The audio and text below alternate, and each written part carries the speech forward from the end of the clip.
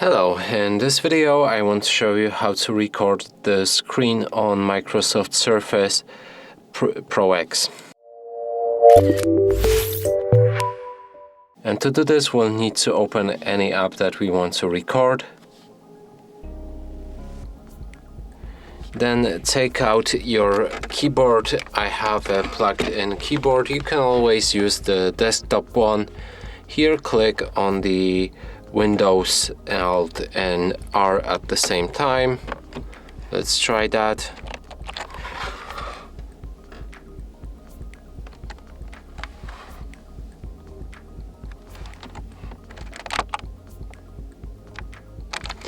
So the recording started on the top right corner right here, and to stop it, click on the button, or if you want to mute it, all the microphone sounds, you can also click on this icon right here.